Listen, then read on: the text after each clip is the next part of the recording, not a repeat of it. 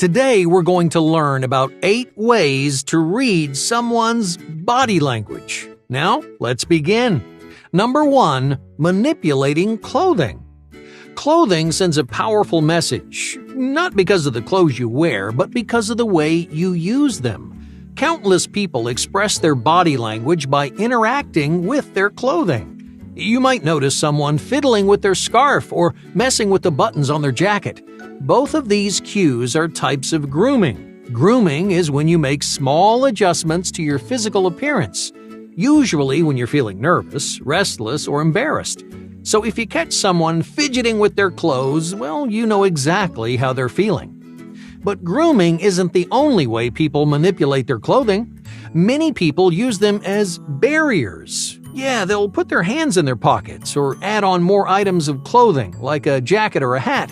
These body language cues mean that they're putting up walls. They're using their clothing to shield their body and feel a sense of safety. If you notice these walls going up, then that means they're feeling uncomfortable, so give them a little more room to breathe. Number 2, supporting their body. Take a look around any room. Pay attention to people's posture and the way they support their bodies. You'll often find people slumped against a wall or a piece of furniture, but few people even realize how much leaning tells you about someone's emotional state. When you let your body slouch, your muscles relax, your spine slumps forward, your blood even circulates a little bit slower. In other words, you're letting yourself relax for a reason, and that reason is usually one of 2 things. Either you're really bored or you're really interested. So, how can you tell the difference? It's all about direction. If they're leaning forward on their elbow, supporting their head as you talk, well, it's safe to say that you've got their attention. But if they're falling back into the wall, arms crossed over their chest, well, they're probably just bored. Number 3, proximity matters. Have you ever noticed how uncomfortable you feel when someone gets too close? Even if they're not actually touching you, it's all you can think about, because space is much more powerful than you realize. Edward T. Hall, a cultural anthropologist, was the first to recognize how important personal space can be. In his book, The Hidden Dimension, Hall explains that space carries many social and cultural meanings. It demonstrates closeness, it demonstrates trust, and different levels of physical intimacy. Space even helps us organize our relationships. Depending on how close someone is standing, they fall into different categories. They might be a partner, a friend, or a complete stranger. Either way, those categories help you make sense of your relationships, set boundaries, and be vulnerable with the right people. That's why space, or proximity as Edward Hall calls it, is such a powerful form of body language. It gets left off most people's lists because there aren't any gestures or expressions involved. But if you think about it, proximity actually involves the entire body. You have to station yourself somewhere in space, so you drift toward areas of comfort like a familiar face.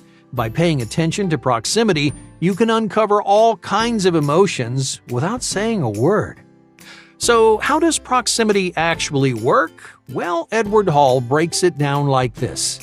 He separates space into 4 zones: public space, social space, personal space, and intimate space. So let's imagine you're standing in a busy room, like an airport or a department store. Now, draw a circle around yourself, leaving you at the very center. For now, let's give that circle a 25-foot radius. That's a pretty big circle, right? Well, this is your public zone. It's a free space where anyone can travel without making you feel threatened or uncomfortable. In general, when you don't know someone, you keep around 12 to 25 feet of distance between you.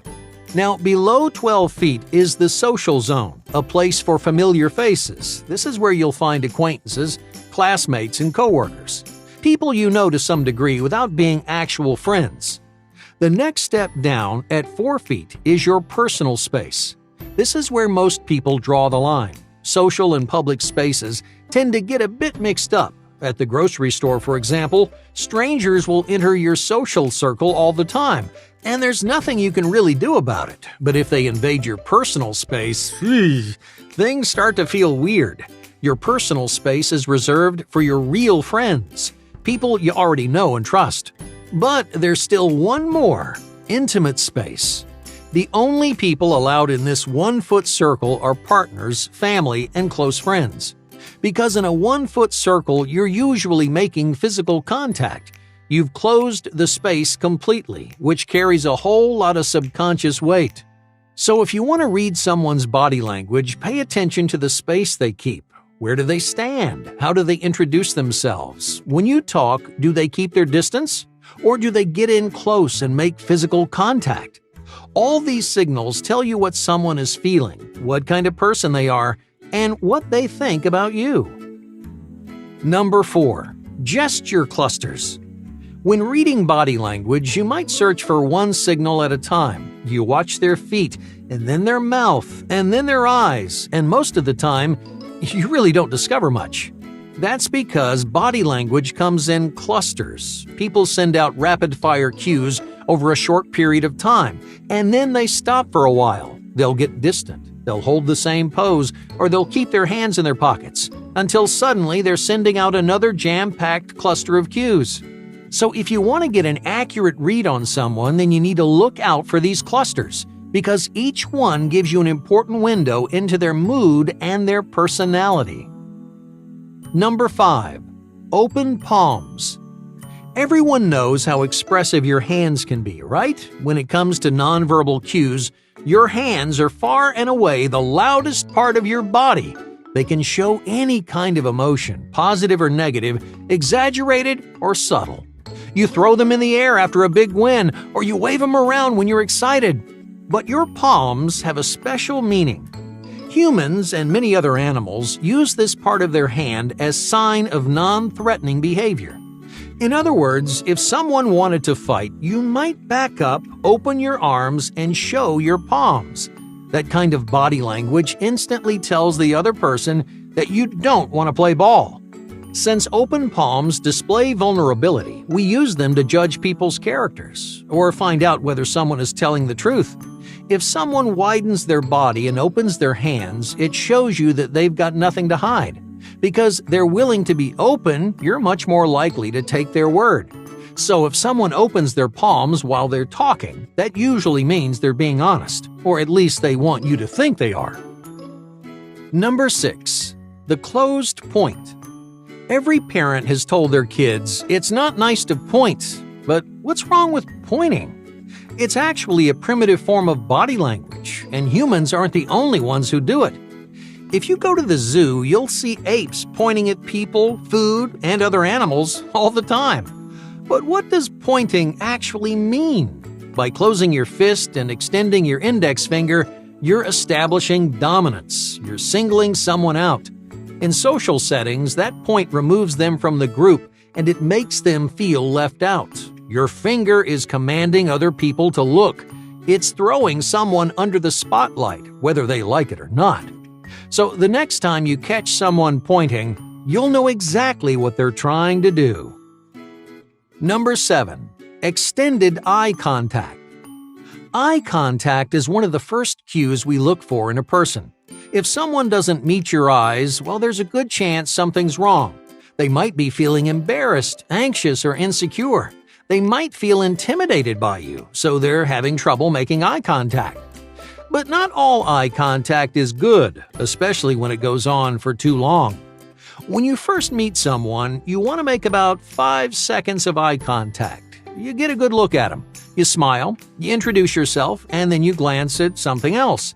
You should keep this process going throughout the conversation, because too much eye contact is going to make people uncomfortable. That's because extended eye contact usually means someone is lying or trying to get inside your head. So don't let that physical connection fool you. The right amount of eye contact is a sign of trust and confidence, but too much means that person may have a hidden agenda.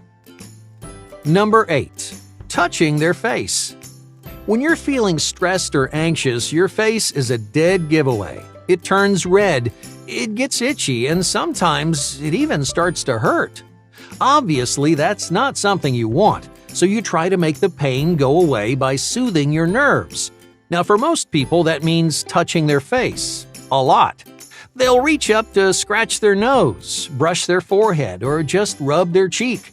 Every one of these gestures means one thing: they're feeling nervous, and they definitely don't want you to know. If you spot these body language cues, the best thing you can do is to pretend not to notice. Chances are, that person is already feeling embarrassed or self-conscious. So try to lighten the mood, make them feel more comfortable. If they suddenly stop touching their face, well, it means you did your job. Hey, thank you for watching, and be sure to subscribe because more incredible content is on the way.